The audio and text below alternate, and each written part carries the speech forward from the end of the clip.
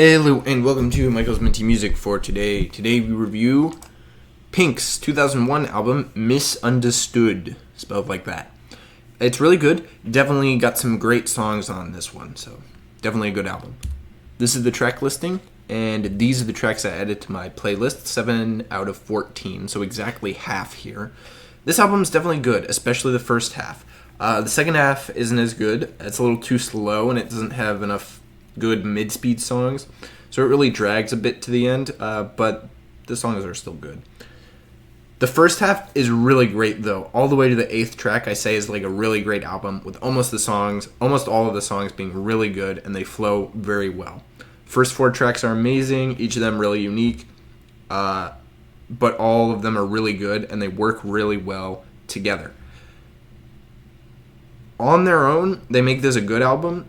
And the back half, although it isn't great, it isn't bad enough to bring down sort of the overall quality. It's just really a pacing issue. A lot of the songs are too slow on the back half, and it gets a little boring. But they're all still pretty high quality, so this album's still good. The sound here is sort of an early 2000s pop rock, but there are elements of R&B and a bunch of other genres in here. They make this album really innovative, especially for the time. This is 2001, so we're really hitting on the early 2000s sound before a lot of other artists have. So this is really an interesting album for that. There's only one single released before the album, Get the Party Started, which was on the radio, I believe, along with Just Like a Pill and Don't Let Me Get Me, maybe? I don't remember very much. But, yeah, I think those 3 were on the radio at the time. My favorite track here is probably 18-Wheeler, 6th track. It's a harder rock track. Fits very well in the context of the album, and I really like it on its own as well. I also like to Get the Party Started and the opening track, Missundaztood, as well. But I think from an individual standpoint, I like an 18-Wheeler the best out of all the songs here. I ranked this album 4th out of Pink's 9 albums, so the worst one in the top half of her catalog. This album is basically sort of the best just good album. All the albums above this one are pretty great, and the 2 albums directly below this one are of a similar quality. Trust Fall and The Truth About Love are both good.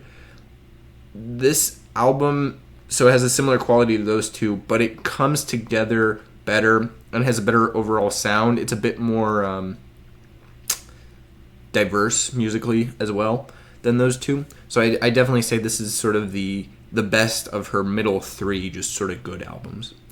This album also is my favorite from 2001, which beating out Just Trains, Drops of Jupiter, which is it's really tight here. But I like the style of Missundaztood better, and I think it has a better variety. It's got more musical diversity.